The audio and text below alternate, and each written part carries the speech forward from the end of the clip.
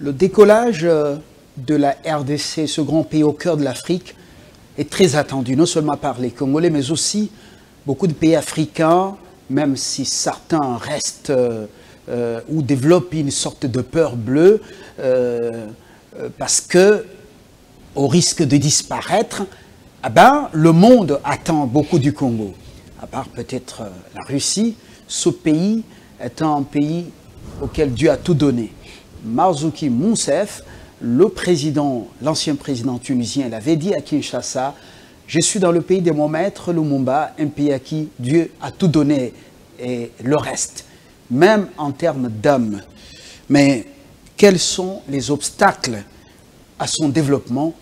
Nous en parlons dans ce numéro 2 exclusif avec une figure de proue de la presse congolaise. Mais au-delà justement de son boulot, ici, communicateur de la patrie, loin de bruit de palais ou de rôle des trouvères et troubadours, Anissé Yombo Khanyama est avec nous. Bienvenue. Merci beaucoup, M. Fabien Lumbala. Je suis honoré d'être reçu sur le plateau de votre émission. Et je pense que vous parlez de la République démocratique du Congo, ce grand pays au cœur du continent africain. J'ai toujours dit que le pays comme le nôtre, la République démocratique du Congo, est un pays magnifique. Avec sa superficie de 2 345 410 km², la République démocratique du Congo, pour ceux qui ne le savent pas, sa superficie vaut le 2/3 de l'Union européenne. Ça vaut 4 fois la France. Ça vaut 80 fois la Belgique. C'est un pays magnifique. Un pays doté d'une flore et d'une faune riche. Un pays doté d'une biodiversité convoitée à travers le monde. C'est un pays qui a un potentiel hydroélectrique incommensurable, un potentiel hydrographique, un potentiel minier, un potentiel culturel, un potentiel démographique. Nous avons tout ce qu'il faut. Dieu nous a tout donné, la République démocratique du Congo. C'est le Donc, il deuxième, manque des efforts. maintenant on parle même de premier. Deuxième poumon forestier ou poumon massif de la planète. Très bien. L'Amazonie est en train est en pleine dégradation. Oui. C'est la deuxième puissance. Les autochtones puissance. en parlent et je les ai suivis il y a quelques jours. Vous avez raison, c'est la deuxième puissance forestière mondiale après l'Amazonie, le Brésil. Et le Brésil, le géant comment on appelle notre poumon forestier, c'est quoi? Le bassin du Congo. Mais un géant au pied d'argile. Le bassin de l'Amazonie, c'est vrai que c'est le plus grand bassin. Le Brésil partage avec un certain nombre de pays comme la Bolivie, la Colombie, le Pérou, le Venezuela. Mais en principe, c'est le Brésil qui a le 2/3 des forêts de l'Amazonie. De la même manière, la République démocratique du Congo, c'est 6 pays en Afrique. Lorsqu'on parle du bassin du Congo, il faut citer, je crois, la Guinée équatoriale, le Congo-Brazzaville, la Guinée équatoriale, le Cameroun, oui. Vous avez le Gabon, la République centrafricaine, la République du Congo-Brazzaville et la République démocratique du Congo. Mais dans ces 6 pays, nous avons le 2/3 des forêts. Les 2/3 des forêts du bassin du Congo se trouvent en République démocratique du Congo. Alors il y a un détail très important qu'il faut donner ici, c'est qu'il y a ce qu'on appelle les couverts forestiers. Le couvert forestier est un indicateur très important qui mesure l'état de santé de la planète. Donc la République démocratique du Congo, qu'on appelle d'ailleurs pays solution, grâce à sa forêt du bassin du Congo, je pense que Dieu nous a tout donné, mais ce qui manque, c'est on a besoin d'une clé de voûte pour que la République démocratique du Congo décolle. Alors, le problème, avant de pouvoir entrer dans la quintessence de ce magazine, de cet entretien que j'appelle Matisse à niveau, je voudrais que vous nous disiez quel est le vrai problème. Nous venons de tracer un tableau formidable ou de peindre un tableau formidable de ce pays, véritable merveille de la nature, un don de Dieu. Mais quel est le problème? L'homme, Dieu ou les autres? La République démocratique du Congo est un pays Dieu magnifique. ou les autres. Oui. Il y en a qui disent, qui posent même la question de quoi souffre la République démocratique du Congo. La République démocratique du Congo n'est pas malade. Ce n'est pas le pays qui est malade. Mais la République démocratique du Congo est malade de ses filles et de ses fils pervers narcissiques. C'est même dans un tweet que j'ai fait. Moi, je ne fais pas de tweets factuels ou événementiels. Je suis un homme immergé dans la profondeur. Yombo Ranyama aime bien parler de lui. Comment il fonctionne. Oui, c'est normal. Je n'ai pas peur de parler si de vous moi. ne chantez pas pour votre chapelle, oui, qui le ferait? Personne ne le fera. Donc, moi, je ne fais pas la communication événementielle, une communication superficielle, communication factuelle, communication de bas état. Je ne fais pas de l'abjection. Je ne fais pas l'adulation. Je ne fais pas la communication des turiféraires. Mais je l'ai dit au début, vous n'êtes pas dans les troubadours et trouvères, mais vous êtes quand même tissécologue. Tissécologue, les gens croyaient que c'était de la flatterie. Déjà dans ma vie, et ça je l'ai dit, comme je viens de le dire, je vais insister davantage, la flagornerie ne fait pas partie de ma vie, en fait. Mais la tissécologie, vous l'avez dit, la tissécologie, je dois l'expliquer. Le président de la République n'est pas un prestidigitateur. Parce qu'il y a des gens qui pensent qu'ils pouvaient trouver des solutions de façon magique à toutes les questions d'intérêt national. Non. La vie est un processus. Il a commencé quelque part, il a des objectifs, il a une vision. Mais ce qui pose problème en réalité, ce sont les hommes, ce sont les collaborateurs, parce que je n'ai pas encore mieux répondu à votre question. Mais il y a un problème, il y a un problème, les collaborateurs, mais un visionnaire est aussi reconnu. Oui, à travers la manière de gérer. Par le casting qu'il fait des ceux qui doivent l'entourer. Vous avez raison. Parce qu'après, c'est pas lui qui, ce ne sont pas les collaborateurs qui rendront compte. Laissez-moi le temps de répondre. C'est lui qui rendra compte. Oui, vous avez raison. Alors, si le casting est mal fait, vous vous entourez de gens mal sélectionnés, c'est que votre vision risque d'être une vision de bureau. Dans la profondeur, comme vous l'avez bien annoncé au début de l'émission. Parce que je n'ai pas encore répondu à la question fondamentale. De quoi souffre le Congo? J'ai dit tout à l'heure que le Congo n'était pas malade, mais c'est plutôt les hommes et les femmes, des filles et des fils pervers narcissiques. Qu'est-ce que j'appelle pervers narcissiques? Ce sont ces femmes et ces hommes qui jouent un rôle pratiquement aux antipodes de la norme, aux antipodes des règles établies pour faire avancer la chose publique. C'est ici où j'évoquerai des choses importantes comme la méritocratie dans le choix des hommes. Ça, c'est très important, c'est fondamental. Parce que l'homme est au cœur du développement. C'est le coach qui répète, oui, attendez, j'y arrive. Et qui approche selon sa vision. Tel là mon fragment, tel là le fragment de ma vision. Oui, j'y arrive. Oui. Mais l'homme est au centre, au cœur de l'action publique. Il y a ce que nous appelons les services. Nous aurons effectivement le temps d'aborder tout ça. Le service, c'est quoi? C'est la mise à disposition du savoir-faire manuel, technique et intellectuel. C'est l'homme. Donc le développement est un état d'esprit. L'état d'esprit de l'homme qui fait en sorte que la société se transforme. Rappelez-vous, même à l'époque antique, mais en fait la politique elle-même, depuis des temps immémoriaux, M. Fabien Lumbala, l'homme est qualifié d'animal. C'est un animal politique. C'est même l'animal le plus dangereux de la nature. L'homme est un animal politique. Ça, c'est Aristote, qui est un philosophe grec avant même la naissance de Jésus-Christ. Aristote parlait déjà de l'homme comme animal politique. Vous avez déjà répondu à ma question. Vous avez déjà répondu à ma question. Le problème chez nous, c'est que il y a violation des normes. Dans une société où la norme n'est pas respectée, mais il n'y a rien qui marche. Et nous avons ici affaire à l'homme congolais qui ne joue pas fondamentalement son rôle pour permettre au chef de l'État. Il ne faut même pas trop caricaturer, il ne faut pas trop citer le chef d'État, mais parlons du Congo d'abord. Justement. Nous parlons Congo, nous parlons de la République démocratique du Congo. Vous avez répondu. Les hommes passent, mais les institutions restent. Vous avez répondu à ma question à choix multiple parce que j'ai demandé, est-ce l'homme congolais, est-ce Dieu ou les autres? Vous avez donné la réponse, c'est l'homme congolais, c'est nous, c'est moi. qui est aussi ma part dans cette déconfiture. Anissé, vous êtes à ce niveau objectif et honnête. Mais je voudrais justement revenir, avant d'aborder ces obstacles, on dira également ces barrières.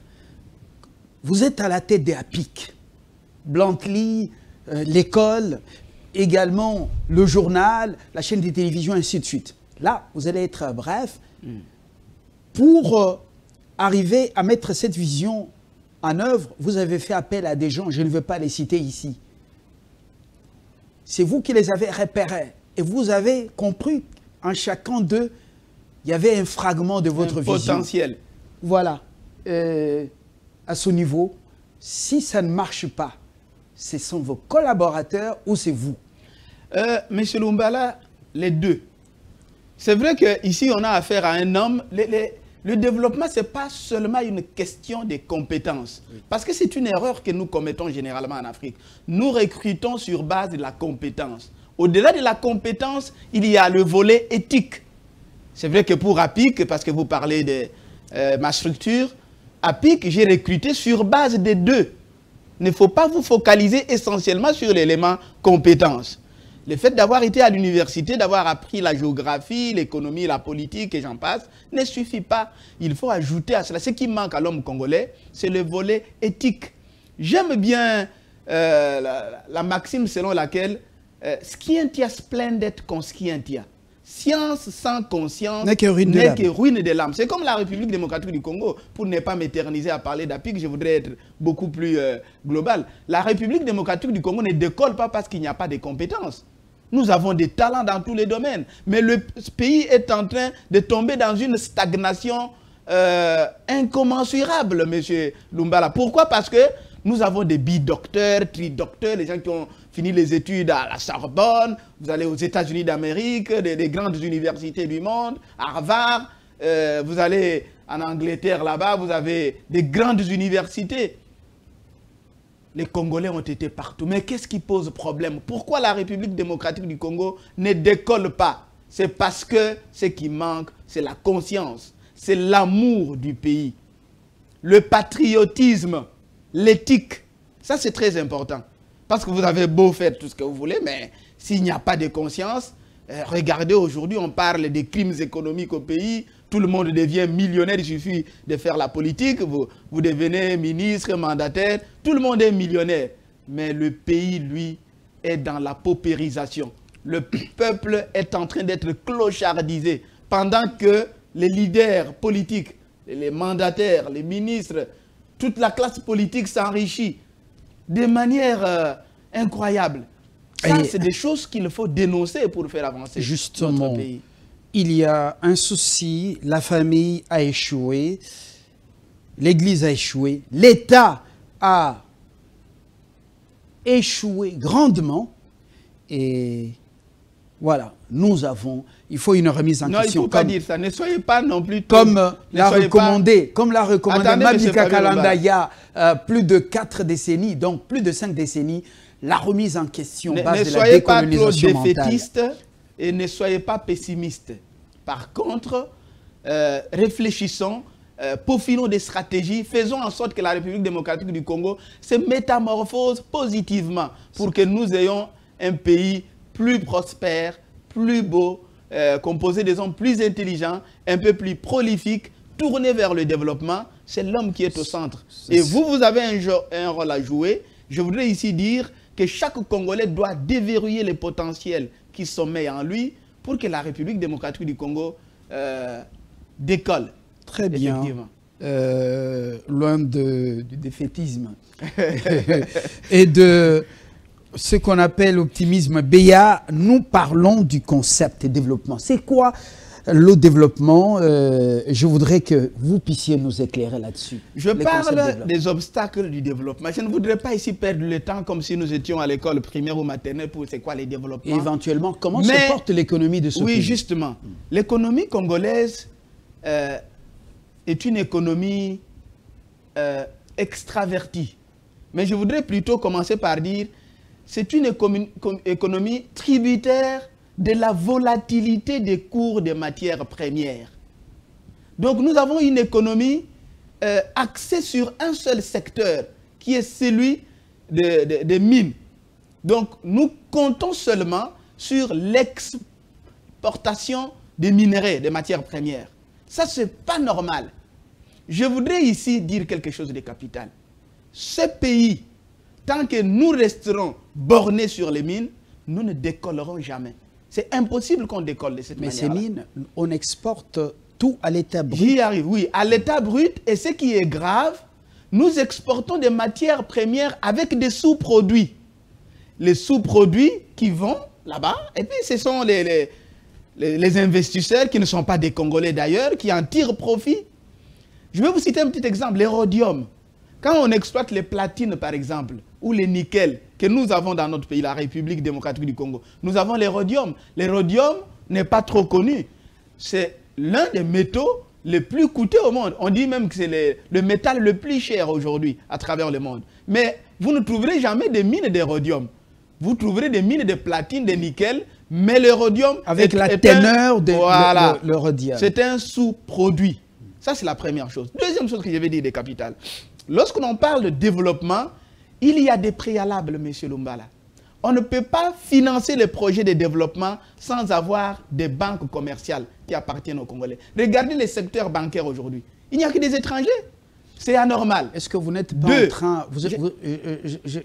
J'ai tout prévu. Oui. On peut y aller graduellement. Oui. Sinon, nous allons nous perdre. C'est une grande forêt que vous nous amenez. Oui. Alors, la première barrière, le premier obstacle, vous avez dit, c'est une économie donc une économie basée sur les mines. Donc, quelle est la solution? Quelle est la solution? Oui, l'économie extravertie veut dire quoi? Et lorsqu'on parle de l'extraversion économique, je voudrais être beaucoup plus détaillé, un peu plus précis. Oui. Il y a 3 indicateurs importants lorsqu'on parle de l'extraversion économique. Il faut regarder la balance commerciale. Lorsqu'on parle de balance commerciale, c'est le flux d'importation et d'exportation des biens. Ça, c'est la balance commerciale. Deuxième élément, la balance des paiements. Ça, c'est un document comptable qui recense les entrées et les sorties des biens, des services et des capitaux. Et lorsque vous regardez notre balance des paiements, il y a des soucis. Troisième élément, qui est le plus important selon moi, c'est ce qu'on appelle le taux de pénétration sur le plan économique. Le taux de pénétration, c'est en fait quoi? C'est la part de la demande intérieure satisfaite par les importations. Ça, c'est capital. Et lorsque vous regardez notre économie, ouvrez les yeux, regardez notre économie droit dans les yeux, vous vous rendrez compte que le taux de pénétration vous énerve. Parce que tout ce que nous mangeons, bon, pas tout, il faut quand même relativiser, le poisson au chinchard, les habits que nous portons tels que vous êtes assis, Lumbala, la chaise sur laquelle vous êtes assis. Les Congolais, quand ils se réveillent le matin, la brosse à dents vient de l'Afrique du Sud. Les Pepsodent vient de l'Inde. Vous entrez dans une voiture fabriquée en Allemagne. Vous avez un téléphone fabriqué aux États-Unis d'Amérique. Les écouteurs viennent de la France.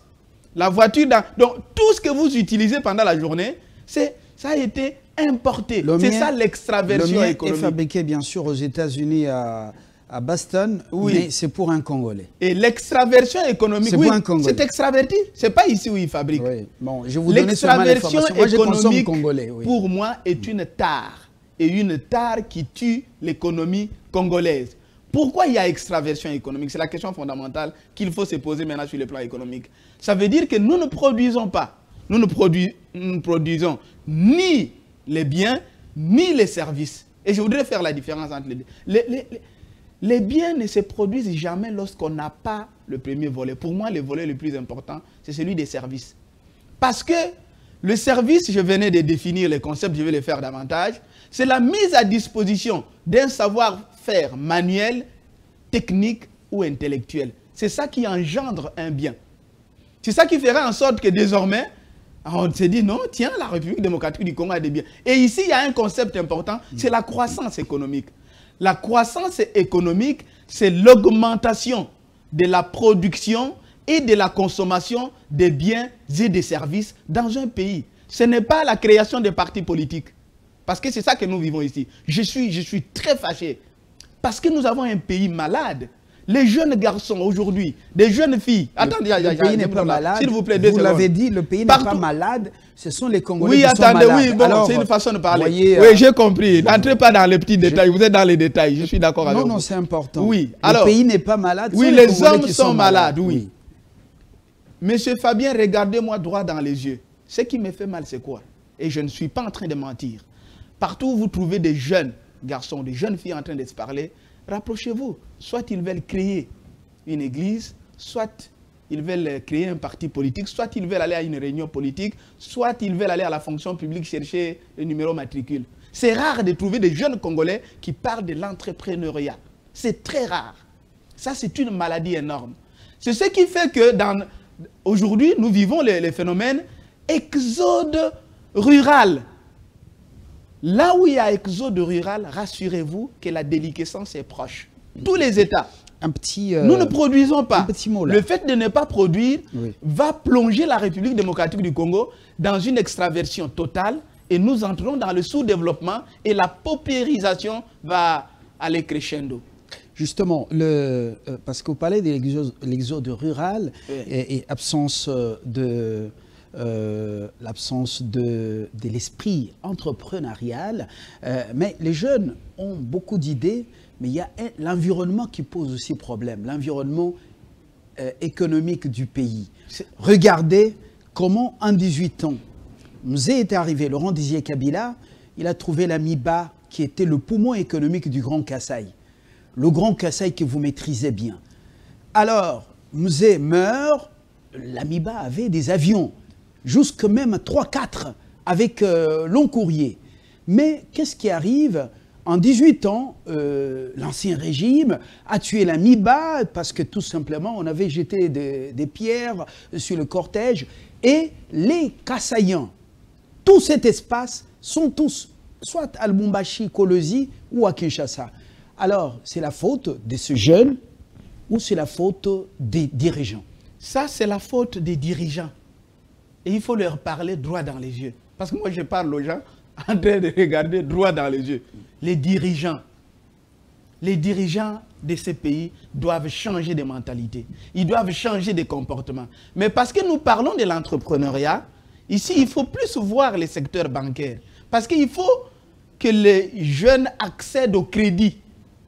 Ils n'ont pas de crédit, comment ils vont créer des richesses? Comment ils vont investir? C'est comme ça que parlant du développement, vous m'avez interrompu tout à l'heure, parce qu'il y a tellement de choses à dire.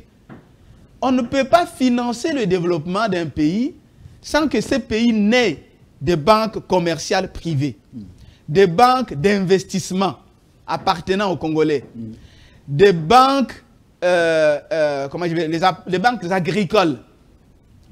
Vous avez les sociétés d'assurance. C'est vrai que nous avons on a maintenant libéralisé le secteur d'assurance. Oui, mais regardez, quelle libéralisation? Parce que ceux qui sont nombreux, ce sont les Ouest-Africains qui sont ici. La SONAS appartient à l'État congolais. Mais au-delà de la SONAS, depuis que la libéralisation a eu lieu, combien de sociétés d'assurance appartiennent à des Congolais? Presque pas. Et la SONAS meurt. Ça veut dire que l'activité économique est entre les mains des expatriés, de un. Des deux. À part les sociétés d'assurance, il faut avoir des sociétés de réassurance. Parce que les sociétés d'assurance, quand elles ont des problèmes, elles recourent aux sociétés de réassurance. Le raisonnement ne s'arrête pas là, je vais plus loin. Il y a ce qu'on appelle en économie les sociétés d'ingénierie financière. C'est quoi une société d'ingénierie financière? Lorsque vous créez des banques, comme là chez nous, il n'y a pas encore de banques privées, des banques commerciales, de développement et agricoles appartenant à des Congolais, les gens ont peur de faire face aux risques. La meilleure façon de faire face aux risques, il faut installer des sociétés d'ingénierie financière. Ça va permettre à l'État de booster la situation économique parce que la population va avoir accès au crédit et à partir de là, nous aurons plus d'investisseurs, ce qui va créer le boom économique. Parce que le seul boom que nous avons ici, c'est la boom en termes de nombre de naissances. Voilà. C'est bien, la démographie va aller crescendo. Nous devons remplir mais c'est une démographie qui n'est pas accompagnée par des efforts de développement. Le professeur Modeste Lukwebo à la haute école la Haute École de Commerce de Kinshasa, il y a quelques jours, était en conférence devant les banquiers, les étudiants, les économistes. Il a proposé justement ce qu'il appelle les réformes dans le secteur bancaire. Absolument. Et il a appelé les Congolais à tenter encore leur chance. Leur chance, comme c'est fut le cas avec Kindwelo, BIC, et avec qui Dokolo, est au Sénat aujourd'hui. Ouais, Dokolo, de Banque de Kinshasa, aux Nouvelles Banques de Kinshasa. Un petit mot sur cet appel. Il appelle à la réforme du secteur. Il faut assainir le secteur bancaire. Et ensuite, il faut que les Congolais tentent de revenir, d'investir dans ce domaine. Cher Lumbala, il faut aller vite. Et il faut faire même très vite. Je salue cette exhortation du professeur Bahati Lukwebo, parce que c'est un professeur de l'économie. Mais les banques, c'est ça le soubassement. Si nous n'avons pas de banques, je vous dis qu'il n'y aura rien. Je voudrais dire des choses qui vont peut-être agacer un peu. Mais vous savez ce qui se passe dans ce pays? Quand vous allez chercher les crédits, on ne vous les donne pas. Mais qui garde l'argent dans nos banques ici? C'est vrai qu'il y a des expatriés qui ont des comptes. Mais nous avons le petit peuple. Les fonctionnaires sont payés à travers les banques. Nos sociétés épargnent. Une épargne thésaurisée d'ailleurs, ce n'est pas une épargne placée. Nous épargnons dans nos banques. Mais chaque fois qu'il y a des crédits à donner, on les donne aux expatriés, à ceux qui ont déjà des millions. Mais l'argent que l'on donne, les crédits que l'on donne aux autres, mais c'est de l'argent qui appartient aux Congolais. Alors, vous... Mais nous-mêmes, nous ne savons pas accéder au crédit. Ce qui pose problème. Un autre élément important. Est-ce que les banques ouest-africaines qui sont ici, Anissé, Yombo, nous nous regardons dans les yeux, vous côtoyez certaines de ces banques. Est-ce qu'on a des banques ici? Bon, ce n'est pas des grandes banques en fait. Je ne veux pas être méchant. Des maisons de messagerie financière. Nous n'avons pas de grandes banques. Vous n'avez qu'à regarder celles que nous avons là. Mais c'est quoi les capitales? Les capitales, c'est ça qu'il faut regarder pour parler des banques au sens propre du terme. Et ce qui pose encore problème davantage en termes de... Parce qu'on va peut-être parler de la stabilité des prix, tout ce que nous avons comme souci dans l'économie. Oui. C'est parce que nos banques, n'appartenant pas aux Congolais, les expatriés ne viennent pas ici pour nous faire des cadeaux. L'argent qu'ils gagnent, parce qu'ils ne sont pas des Congolais, l'argent ne reste pas ici. Parlons des dollars, par exemple. Il y a ce qu'on appelle le rapatriement des capitaux, M. Lumbala. L'argent rentre dans leur pays d'origine. Ça, c'est la première chose. Et ce sont les Kenyans qui contrôlent les masses monétaires, surtout en devise. Au pays, je ne cite pas la banque, tout le monde... Oui. Donc, suivez mon regard. Non seulement il y a rapatriement des capitaux, mais il y a un autre concept que je vais utiliser, l'expatriation des capitaux. Là, c'est une autre bêtise. Mais l'expatriation, ce n'est pas des étrangers. Là, ce sont des Congolais qui gagnent de l'argent ici, mais parce que c'est par des voies malhonnêtes, ils ne peuvent pas garder cet argent-là ici. Ils expatrient leurs capitaux les anciens à l'extérieur. Et les nouveaux riches. Oui, les anciens et les nouveaux riches. Justement. Ouais. Parce que vous avez 15, 20, 30 millions. Vous pensez qu'ici, après le pouvoir, vous n'aurez plus accès à votre argent. Instabilité politique, il y a beaucoup de raisons. Alors votre argent, vous l'expatriez à l'extérieur du pays. Ça, c'est grave. Gravissime. Voilà qui déstabilise la situation économique. Un grand frein, un grand obstacle. Alors, vous venez de démontrer que le manque de diversification de l'économie congolaise et cette économie extravertie, avec manque de production interne, voilà. C'est un véritable obstacle, un frein au développement de ce pays. C'est une tare. Décryptons. Laissez-moi parler de la... Il y a un concept important que vous venez d'évoquer, M. Lumbala. La diversification économique. S'il vous plaît, soyons sérieux. Je voudrais que vous m'accordiez 3 à 4 minutes pour que je réfléchisse un peu en haute voix. C'est accordé. La diversification économique, c'est quoi? C'est la diversification des sources des revenus. Mais je vais donner un exemple concret pour que tout le monde comprenne. Parce que nous avons l'habitude de parler de la diversification de l'économie, mais sans entrer en profondeur. Je prends un seul exemple qui illustre une bonne diversification économique. D'abord, il faut dire que la diversification économique congolaise partira de quelque part. Il y a un secteur pourvoyeur des recettes en République démocratique du Congo, c'est le secteur minier, connu de tous. À partir du secteur minier, nous pouvons diversifier notre économie. Comment? Dans certains pays, il y a ce qu'on appelle les fonds souverains. Allez par exemple au Botswana. Le Botswana n'a que les diamants. Grâce aux diamants, je ne peux pas vous dire quelles sont les réserves d'échange du Botswana. Mais vous avez des larmes qui vont couler à foison. Le Botswana a les fonds souverains. Les fonds souverains, c'est quoi? C'est les fonds détenus par un État pour des investissements dans des secteurs divers. Et la diversification de l'économie trouve une place de choix ici. Qu'est-ce que ça veut dire, diversifier l'économie congolaise? Moi, ce que je pense, c'est qu'à partir du secteur minier, si nous avions, pas seulement les secteurs miniers, en général, si on a un fonds souverain, à partir du fonds souverain, vous choisissez l'un des secteurs que vous estimez le plus prolifique.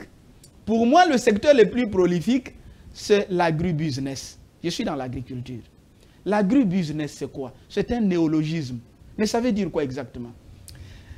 L'agribusiness veut dire la production ou l'augmentation de la production agricole, la transformation, et là intervient la mécanisation, l'industrialisation. Et après la transformation, vous avez la commercialisation, l'effort des services qui intervient. Toute une chaîne. Voilà, vous avez 3 étapes importantes. Alors, voici les effets d'entraînement qui vont provenir du fait d'avoir augmenté la production agricole, d'avoir transformé et d'avoir commercialisé. Qu'est-ce qui va arriver à la République démocratique du Congo?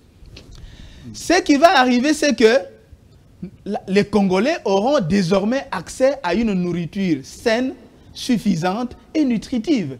Nous avons résolu le problème de l'alimentation, l'autosuffisance alimentaire. Deuxième chose, parce que nous réfléchissons, ne restons pas dans les définitions. Quel autre impact ça va avoir ou fait d'entraînement? C'est qu'il y aura surproduction, c'est-à-dire la production ira crescendo. Comme la production augmente, ça veut dire que notre balance commerciale va devenir intéressante. Il n'y aura plus de déficit commercial. Parce qu'au-delà des minerais que nous exportons, nous pouvons commencer cette fois-ci à exporter aussi les produits issus de l'agriculture. Je ne m'arrête pas là. Troisième chose, il y a ce qu'on appelle le contingentement. En termes économiques, lorsqu'on dit contingentement, c'est le quota. Rappelez-vous, il n'y a pas longtemps, nos ministres ou notre ministre de l'économie est allé au Katanga pour négocier l'achat de maïs en Zambie. Vous vous rappelez, n'est-ce pas? C'est ça le contingentement. La Zambie vous dit non, je ne peux pas vous vendre 60 000 sacs. Je vends par exemple 30 000 sacs parce que chez moi aussi, on est dans le besoin. C'est ça le contingentement. Donc, le pays fixe un quota. Donc, cette fois-là, ce ne sera plus un contingentement à l'importation, mais ce sera un contingentement à l'exportation, c'est-à-dire parce que nous produisons nous-mêmes, nous sommes donc désormais capables d'exporter et nous n'exportons pas tout, mais il y a un contingentement, c'est-à-dire nous négocions en fonction de ce que nous pouvons. J'y arrive, s'il vous plaît. Des 2 et des 4, j'y arrive. Minutes, hein, oui, j'arrive. Oui. Autre chose, c'est que l'exode rural va baisser, va même disparaître. Il y aura cette fois exode urbain. Donc les gens vont commencer à quitter la ville pour se rendre au village. Et même ce que nous appelons en anglais le brain drain, c'est-à-dire la fuite des cerveaux. Nous perdons beaucoup de Congolais ici qui doivent jouer un rôle capital dans leur pays, mais ils préfèrent aller à l'extérieur du pays. Oui. Je peux évoluer parce qu'il y a encore beaucoup de choses à dire sur la diversification économique. Primum manducare de inde philosophare. Oui, avant de philosopher, il faut d'abord manger. Manger. De 2, ce ne sera plus une agriculture de subsistance. Non. Ça, c'est le véritable business que l'on va créer. Autre chose, nous ne serons plus un pays monoproducteur et mono-exportateur. Monoproducteur, ça veut dire quoi? Nous ne sommes que exportateurs de minerais. Il n'y a que le secteur minier. C'est ça, monoproducteur. Mono-exportateur, nous n'exportons que les produits issus du secteur minier. Mais cette fois-là, tout va changer. Mais je vais finir la liste. Elle n'est pas exhaustive de toutes les façons. Autre chose qui arrive, c'est quoi? Nous allons sévrer notre économie des importations de produits issus de l'agriculture. Mais je vais maintenant clore ces chapitres-là pour dire quelque chose de capital. La diversification économique a une sœur jumelle qui s'appelle la création d'une chaîne de valeur. Ça veut dire que ça a un effet multiplicateur. Ça veut dire en d'autres termes qu'on va diversifier les sources des revenus. Je vais cristalliser cela avec une approche économique. Les 3 secteurs importants de l'activité économique, tout le monde connaît, c'est des notions basiques en économie. Vous avez les secteurs primaires. vous avez les secteurs secondaires et vous avez les secteurs tertiaires. Les trois sont importants. Ça veut dire que la République démocratique du Congo, qui n'est restée jusque-là qu'au niveau de la cueillette, même dans le secteur minier, nous faisons de la cueillette, mais nous ne transformons pas. Cette culture de la cueillette, et nous sommes aussi incapables de très vendre. Dangereuse, voilà, très dangereuse. Donc vous comprenez qu'avec la diversification de l'économie, nous allons créer d'autres secteurs. Parce que là où il y a agribusiness, nous aurons des écoles, nous aurons des banques agricoles, nous aurons des coopératives, nous aurons des terrains de football, nous aurons du tourisme. Il y aura création des emplois. Voilà, donc on va diversifier. Et il n'y aura pas exode rural. Voilà. Et la création des emplois est capitale. Et voilà. Vous voyez le jeune Jean qui était dans les affaires, surtout dans le diamant au Kasaï, au Grand Kasaï, sont venus à Kinshasa, ils sont allés dans le Grand Katanga. Et vous savez de quelle manière. Et aujourd'hui, on les appelle Wewa, mais on a oublié ce qu'on a fait contre les Congos profonds du Grand Kasaï. Et aujourd'hui, on dit ils sont venus nous envahir. Anissé Yombo, est-ce que le leadership et la bonne gouvernance font partie quand même des éléments obstacles à notre développement? Il ne faut pas dire quand même, c'est véritablement des grands obstacles. Moi, je pose la question. Là où il n'y a pas leadership, là où il n'y a pas bonne gouvernance, mais il n'y a rien en réalité. Il n'y a rien qui marche. Ça, c'est les deux constituent en fait la clé de voûte. Disons, prenons le leadership. C'est qui un leader? Parce qu'il faut donner une petite définition. Un leader, c'est un homme qui inspire. C'est un homme dont on peut s'inspirer. Un leader, c'est un homme qui montre le chemin. C'est un guide. C'est un transformateur. C'est quelqu'un qui a le sens de l'empathie. C'est quelqu'un qui a le sens de l'ingéniosité, de la proactivité. C'est un homme ou une femme capable de prendre le devant. Mais s'il a un cœur de pierre. Très bien. Non. Un cœur de pierre. Qu'est-ce que ça va changer dans la société? Oui, c'est ça le problème. Et quelque chose de fondamental pour mieux définir un leader, après avoir tout oublié, il faut noter que c'est un homme qui doit à chaque fois faire preuve d'exemplarité. L'exemplarité, pourquoi? Parce que pour continuer à bénéficier de la confiance des autres, vous devez être un homme qui fait preuve d'exemplarité. Tout ça, c'est beau pour la théorie. Oui, j'y arrive. C'est magnifique. J'y arrive. Oui. Vous devez être un homme crédible. Et lorsque je parle de la crédibilité, M. Lumba, là, moi, je suis chef des travaux à l'IFASIC, il y a un auteur que j'aime bien évoquer, Karl Hovland. C'est un psychologue américain qui disait ceci. L'effet persuasif d'un message et son degré d'influençabilité dépendent de la crédibilité de la source émettrice. Et cette crédibilité est fonction tant de la compétence de la personne qui déclenche le mécanisme de l'énonciation que de la confiance placée en elle. Je vais résumer. Vous avez deux choses. Sont fascinantes. Oui, oui, j'arrive. Quand un Congolais parle. Mais dans la praxis, le pays peine à décoller. On voit qu'il y a contraste entre les théories et la pratique. Ces instruits, je ne dis pas intellectuels, ces instruits congolais. Oui. Des balles et la de leur bouche sur les terrains. Et la réalité lorsqu'ils sont aux affaires. Moi, les conseils que je suis en train de donner, c'est justement pour que nous tombions dans la praxéologie économique, dans la praxis, comme vous le dites. Ici, il y a deux choses importantes qu'il faut retenir d'un leader en termes de crédibilité. Il y a un contexte endogène et exogène. Ça, ce n'est pas la théorie, vous verrez que je serai pratique. Vous avez beau être compétent, mais si l'autre élément de confiance, c'est-à-dire les gens n'ont pas confiance en vous, mais rien ne passe. Et là, vous n'êtes pas leader. Mais la bonne gouvernance, c'est quoi l'autre concept que vous avez évoqué? Mais la bonne gouvernance, elle est indispensable. Mais c'est elle, en fait, qui permet à un État de fonctionner normalement. La bonne gouvernance, c'est quoi, si je dois la définir en des termes simples? C'est la transparence dans la gestion de la res publica. Ce n'est pas seulement la transparence, c'est aussi la responsabilité. Nous avons besoin des gens dignes, responsables, qui gèrent. De trois, c'est l'obligation de toujours rendre compte de ce que l'on fait. Voilà. Non seulement il faut rendre compte de ce que l'on fait, j'aime bien en anglais, on appelle ça accountability. Mais en dernier lieu, en quatrième position, en dernier lieu, il faut avoir la capacité de résoudre les problèmes de la société. Si vous ne les faites pas, vous n'êtes pas dans la bonne gouvernance. Oui, alors c'est vous n'êtes pas à ce niveau que les sciences, le droit, les lettres qui ne descendent pas dans l'arène pour appréhender les problèmes qui se posent au peuple deviennent des sciences, des droits, deviennent des lettres pour les bureaux. Parce qu'incapable d'apporter des solutions aux problèmes. Vous savez ce qui tue ce pays, M. Elumbala? C'est l'homme congolais, comme je l'ai dit, qui tue ce pays. Ouais. Je vais développer cet aspect autrement. Nous oublions même chaque fois que nous accédons. Sinon, on ne va pas évoquer d'autres. C'est très important. Oui, j'y arrive. Oui. Lorsqu'on accède au pouvoir, on pense qu'on est le premier à accéder au pouvoir et on est le dernier. C'est faux. La vie est une question de temps. Nous avons des dirigeants, mais qui oublient qu'ils doivent se comporter comme l'aigle. Vous connaissez l'aigle? C'est un oiseau.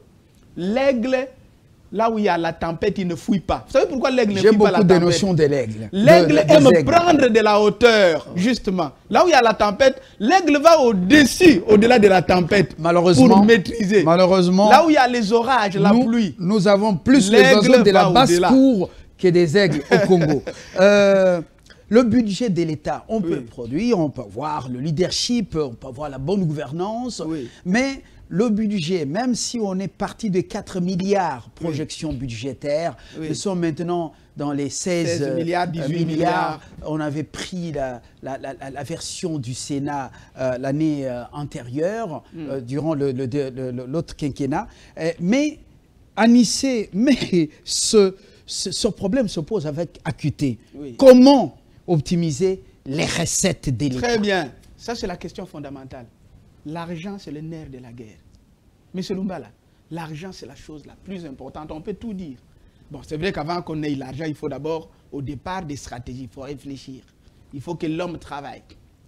Le budget que nous avons est un budget squelettique. Ce n'est pas un budget pour la République démocratique du Congo. Nous sommes plus de 100 millions d'habitants aujourd'hui. Regardez des petits pays autour de nous, je ne vais pas les citer, qui ont des budgets importants. Pour mobiliser davantage des recettes, je vais citer beaucoup de choses. Premièrement, il faut organiser l'effort des services. L'effort des services, c'est dans les régies financières. La DGDA, la DGI, la DGRAD, et tout, partout où on mobilise les recettes. Première chose. Deuxième chose, il faut de la sensibilisation. Le peuple doit comprendre pourquoi il doit payer l'impôt. L'impôt, ce sont des versements obligatoires effectués par un individu ou une société sans contrepartie immédiate au profit de la puissance publique ou les collectivités locales. Si vous avez l'État, les collectivités locales. L'impôt sert à financer les dépenses publiques. Sans impôt, on ne peut pas faire fonctionner un pays. Donc ça, c'est la première chose que je dois dire. Autre chose que je dois ajouter ici. Dans ce pays, M. Lumbala, il faut sérieusement lutter contre l'évasion fiscale, contre la fraude fiscale. Il faut lutter contre la contrebande. Là, nous sommes au niveau de la DGDA. Il faut lutter contre le coulage des recettes. Il faut organiser ce qu'on appelle le redressement fiscal. Le redressement fiscal, c'est un processus par lequel l'administration fiscale examine minutieusement toutes les déclarations fiscales des entreprises, comme nous en avons dans ce pays, et procède à des ajustements pour s'assurer que les impôts des sociétés ont été correctement payés, calculés. Sinon, alors, il faut redresser. Mais voici la chose la plus importante. Parlant de la mobilisation des recettes, on peut tout dire.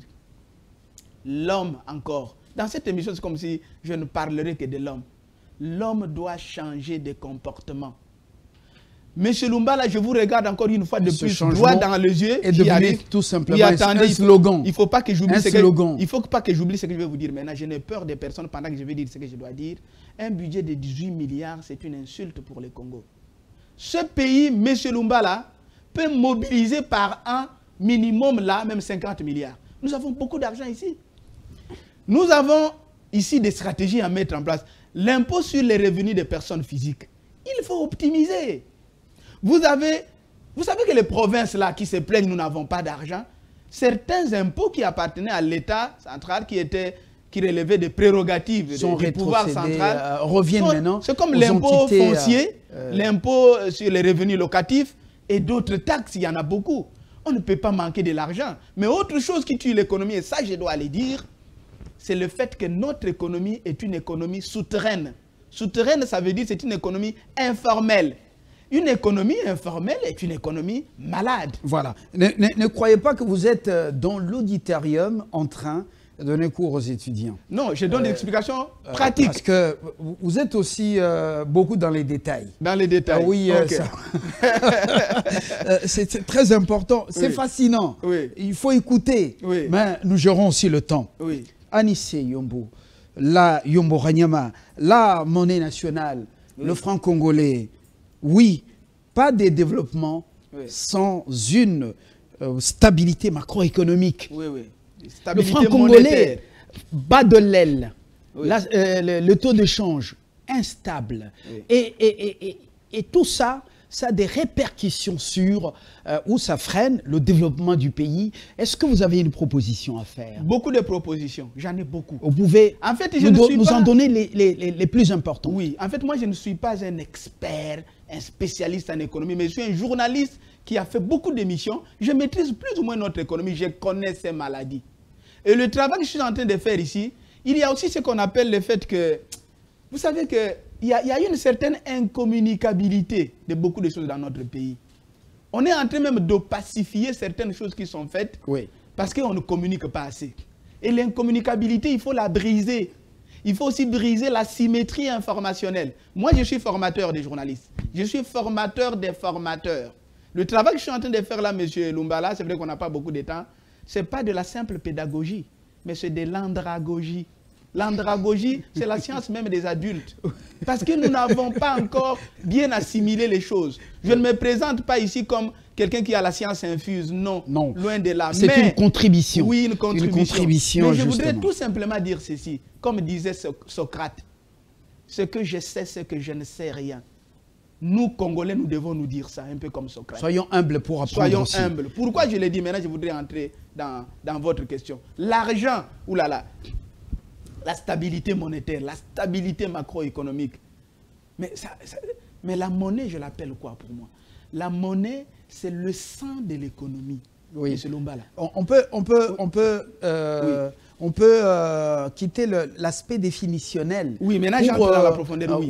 Pour entrer dans les propositions. Ce qui tue notre économie, c'est que nous sommes devenus pratiquement une colonie des États-Unis d'Amérique, les dollars. Il faut dédollariser notre économie.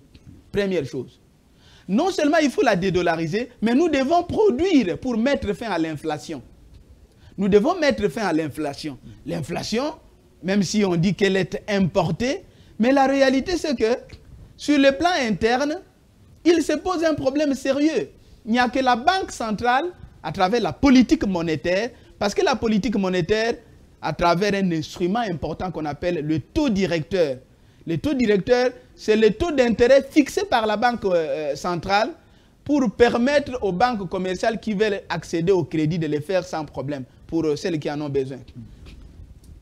Mais je vais dire quelque chose de fondamental, même si vous dites que je suis technique, je suis dans les détails. Effectivement, le diable est dans le détail. Dieu est dans le détail. Un expert aussi est dans le détail. Il y a ce qu'on appelle le mécanisme de transmission de la politique monétaire. Qu'est-ce que ça veut dire? Ça veut dire qu'à travers le taux directeur, lorsqu'on augmente le taux directeur, les banques auront du mal à accéder au crédit. En ce moment, de la même manière, les banques ne vont pas servir les entreprises et les ménages. Ceci est positif parce que ça permet à l'inflation de baisser. Mais lorsqu'il arrive le contraire, c'est-à-dire la Banque centrale abaisse le taux directeur, ça a des conséquences néfastes sur les paniers de la ménagère. Ça, c'est des mesures qui sont prises.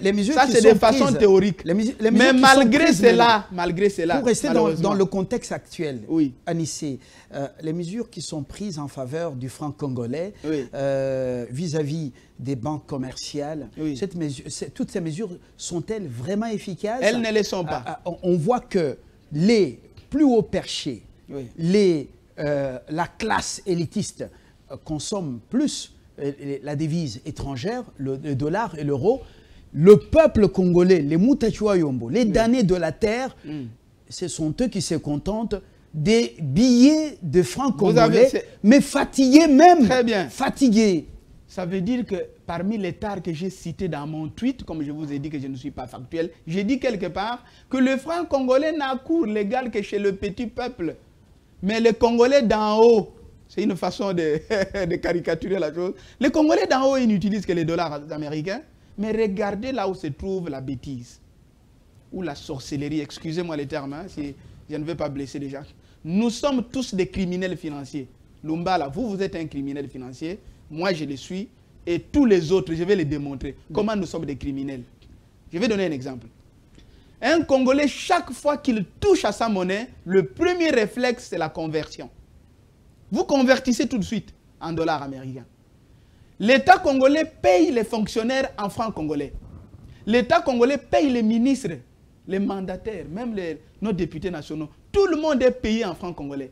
Mais la bêtise, c'est quoi? C'est que chaque fois que chacun de nous accède à ces francs congolais, le premier réflexe, c'est que nous avons la propension à convertir les francs congolais en devises étrangères. Merci Anissé. Et ceci provoque la dépréciation du franc congolais. Voilà. C'est automatique.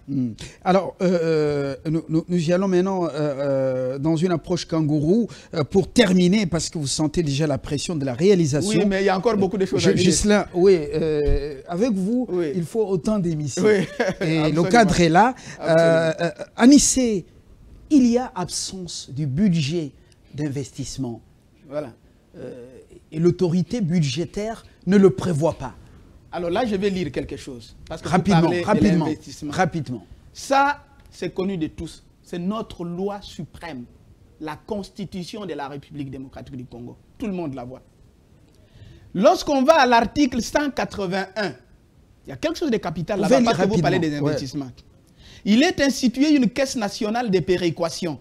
Elle est dotée de la personnalité juridique. La Caisse nationale de péréquation a pour mission de financer des projets et programmes d'investissement public en vue d'assurer la solidarité nationale et de corriger le déséquilibre de développement entre les provinces et entre les autres entités territoriales décentralisées. Mais voici le plus important qui arrive maintenant.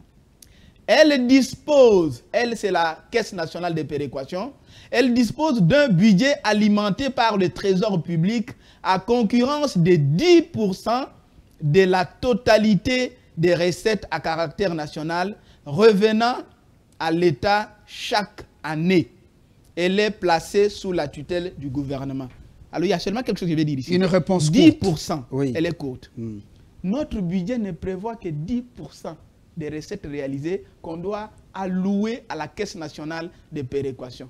Vous avez déjà vu la Caisse nationale de péréquation fonctionner dans ce pays? Malgré les efforts du déjà Sénat sous Bahati, mais c'est Lumbala. Apparemment, ça reste encore oui. 10% déjà, c'est rien. Beaucoup de, mais nous sommes incapables, de bonnes intentions. 10% c'est déjà rien. Mais nous sommes incapables d'allouer ces 10% à la Caisse nationale de péréquation pour permettre au pays, pas de décoller, mais de faire ne fût-ce que le bricolage.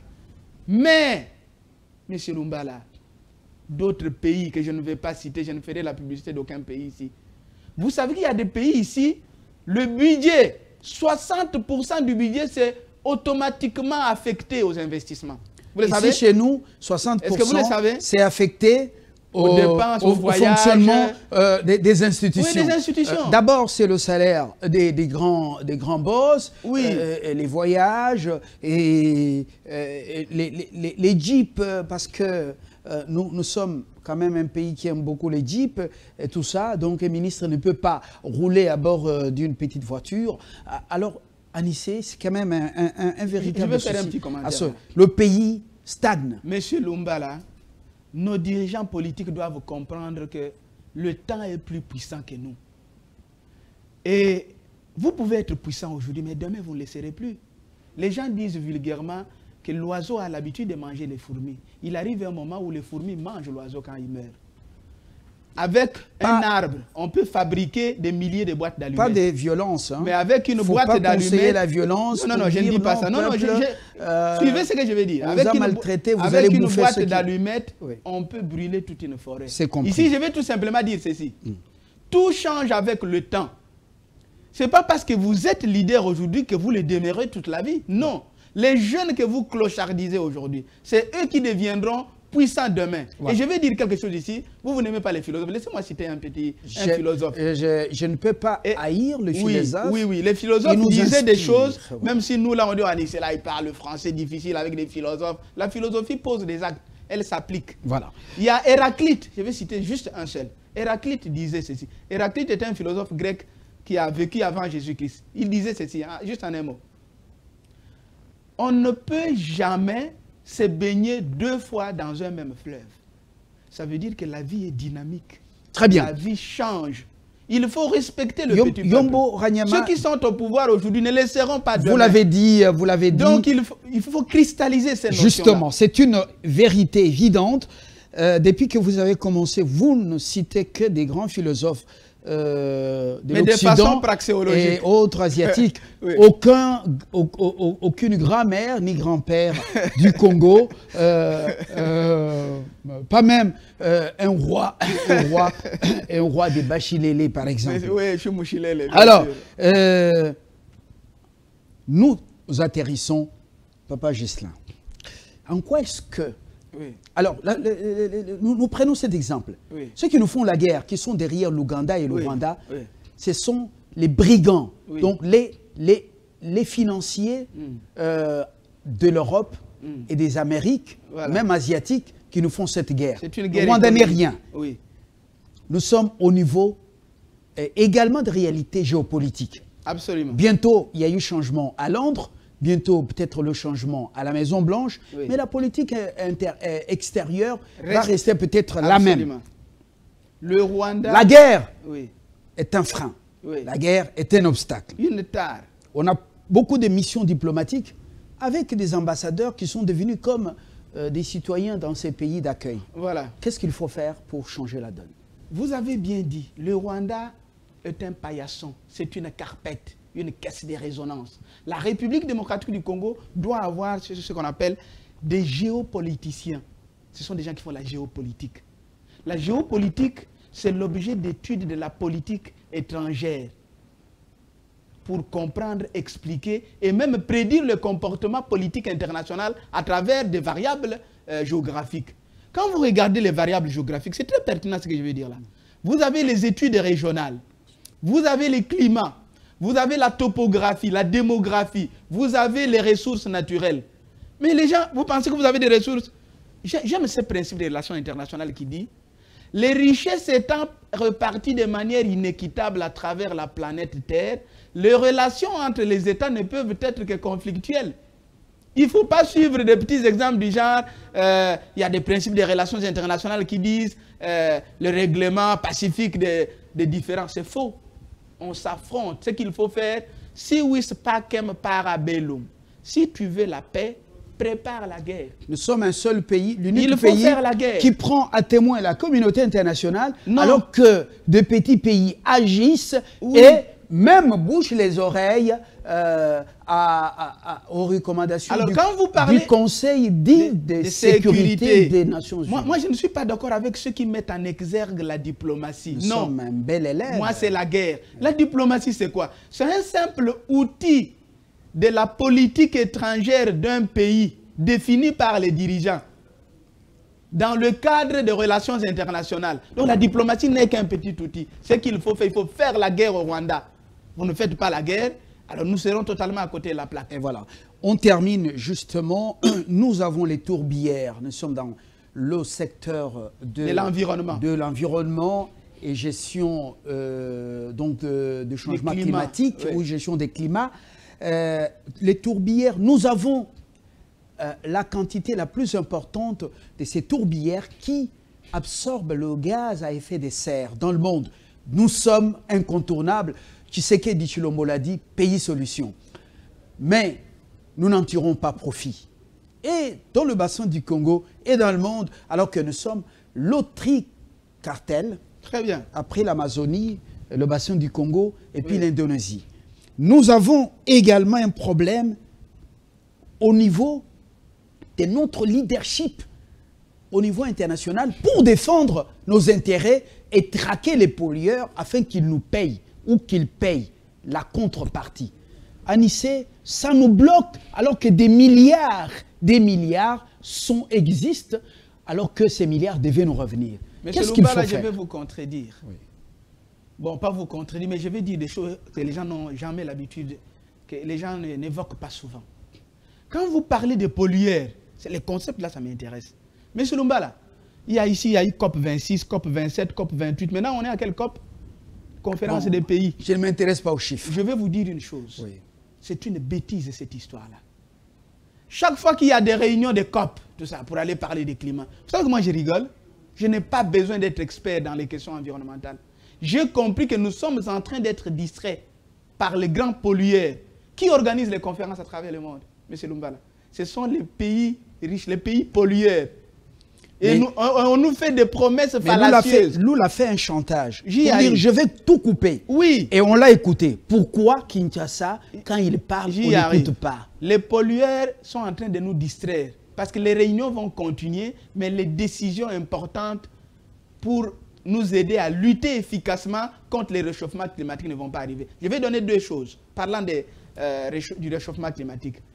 Pour lutter efficacement contre les réchauffements climatiques, il y a la première chose, la réduction des effets des gaz à effet de serre. Ça, c'est la première possibilité. Non, moi, je me posais la question. Oui, comment devons-nous tirer le drap de notre côté pour capitaliser? Parce qu'il y a des milliards dans ce domaine. J'y arrive. Maintenant, parlant des tourbières, là, il s'agit, en ce qui concerne les crédits carbone, soit de séquestrer, soit d'éviter les CO2, donc les dioxydes de carbone. Comment capitaliser? C'est simple. Vous voulez que nous gardions nos forêts, mais nous devons nous gagner et tirer les dividendes. Oui. Il n'y en a pas, nous allons commencer, la déforestation va avoir lieu. Là où il y a des tourbières, nous allons entrer en danse pour que vous soyez finalement dans le besoin et que vous soyez contraints de venir négocier. Mais nous, je ne comprends pas qu'est-ce qui se passe. Transition énergétique. Transition énergétique. Nous sommes incontournables, mais on n'en tire pas profit, ça reste des slogans. On n'en tire pas profit. Oui. C'est un slogan. Et il ne faut pas oublier qu'il y a ici la transition qui arrive, c'est-à-dire quitter les énergies renouvelables vers les énergies, quitter les énergies non renouvelables vers les énergies renouvelables. Là, nous parlons de combustibles fossiles. Il faut quitter le pétrole, il faut quitter le gaz, il faut quitter le charbon, il faut quitter les tourbes qui proviennent des tourbières pour basculer vers l'énergie renouvelable. Et parlant de l'énergie renouvelable, nous avons l'hydroélectricité qui est la première énergie renouvelable. Propre. Nous avons le solaire, nous avons l'éolienne. Et puis, donc, le soleil chôme chez nous. Nous sommes seulement en train de demander à Dieu. Non, le soleil, vous allez plus loin. Prenons seulement l'hydroélectricité. Alors, pour les Congolais, Dieu doit descendre et agir. Je ne vois pas la masse parce que la masse peut être coachée, entraînée jusqu'au vrai développement. Mais les soi-disant instruits congolais sont seulement dans les théories. On finit avec la justice. Un autre obstacle, la justice congolaise. Comment contourner? La justice congolaise est totalement malade. Ce qui me fait mal, M. Lumbala, est-ce que vous savez que la justice, je suis hétérodoxe. Hein? Hétérodoxe, ça veut dire que je suis anticonformiste. Parfois, ce que vous pensez, ce n'est pas ça mon raisonnement. Est-ce que vous savez que dans ce pays, les justiciables deviennent même plus puissants que les magistrats? Est-ce que vous le savez? Les justiciables prennent des décisions à la place de notre justice. Vous savez pourquoi? Les espèces sonnantes et trébuchantes, les numéraires. Les exemples sont entre nos jambes. Oui. Mais je ne vais pas ici. Oui, j'y arrive. Mais voici... Si je cite des cas, ça risque de... Encore une fois de plus, depuis des temps immémoriaux, la justice a trois principes. Et ça, c'est très important. L'indépendance de la justice. 1. De 2, nous parlons de la gratuité de la justice. 3, la publicité. Ce n'est pas moi qui invente, c'est des choses qui existent. Le pouvoir judiciaire est indépendant du pouvoir législatif et du pouvoir exécutif. Est-ce que c'est le cas chez nous, M. Lumbala? Non. Si le magistrat reste comme un oiseau dans la main du politique, oui, il peut décider de sa vie ou de sa mort. Voilà. Alors, 2. Et pourtant, l'exécutif devait garder le rapport de respect vis-à-vis du pouvoir judiciaire. Il y a un certain nombre de préalables qu'il faut remplir avant qu'on y arrive. 2, la publicité. La publicité veut dire quoi de la justice? Ce n'est pas la publicité que nous faisons. Ça veut dire que les procès, les audiences doivent se faire publiquement, dans la transparence la plus totale. C'est ça l'autre principe de la justice. Avec des décisions de justice exécutées. Voilà. Ouais. Alors maintenant la gratuité. La gratuité c'est quoi? C'est là où je viens parler des justiciables. Mais la justice est gratuite. C'est un service en économie, on l'appelle service non marchand. Il est non marchand parce qu'on ne vend pas. Voilà. À part quelques détails qui peuvent être payés, mais la justice est gratuite. Malheureusement chez nous, c'est le plus offrant. Ce sont les justiciables, voilà, le plus riche qui gagnent des procès. C'est pourquoi j'ai dit, c'est pas normal, c'est méphistophélique que nous ayons une justice qui dépend des justiciables, en lieu et place de dépendre de l'État congolais. Prochainement, je demanderai aux téléspectateurs d'apprêter un dictionnaire d'ICO sur le téléphone pour bien vous comprendre, comprendre Anissé Yombo et Ranyama. Vous avez compris la pression. La pression, oui. Je crois qu'il y a un temps pour tout. C'est pas facile de recevoir Yombo Ranyama et de le gérer avec toutes les idées qui se bousculent de la tête jusqu'à la bouche. C'est pour dire qu'il est donc prolixe, il connaît ce qu'il dit. Merci. Merci beaucoup, M. Fabien Je Lombala. crois que ce n'est pas la dernière fois. Non, ce n'est pas la dernière fois. Sur Congo 26 Télévision. La RDC est un pays qui bat de l'aile. Il doit reprendre du poil de la bête. Très bien. Anissé Yombo Ranyama nous a ici brossé quelques obstacles qui freinent ou qui bloquent le développement de ce pays. Autrement, ce sont des tares qui asphyxient l'économie congolaise. L'abandon de l'activité économique entre les mains des étrangers. Les Congolais est plus dans la politique. Plus de 60% du budget de l'État consommé par les institutions, manque criant de la planification, alors que même nous avons des ministres de plan, manque de proactivité pour le développement pérenne, comportement inadéquat des agents économiques. On n'en a même pas parlé.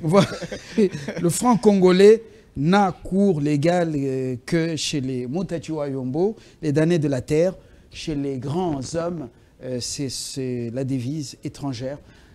Nous reviendrons avec des détails, comme il est partisan des détails sur certains éléments. Oui. Guilain ou Ghislain Makuissa, Joseph Ikati, notre ami Chief Mosey, ont été au four et au moulin pour que nous soyons chez vous. Très bonne suite de programme sur votre chaîne. Congo 26 Télévision, la chaîne de l'unité nationale. Ce n'est pas politique, mais c'est le vivre ensemble congolais. Au revoir.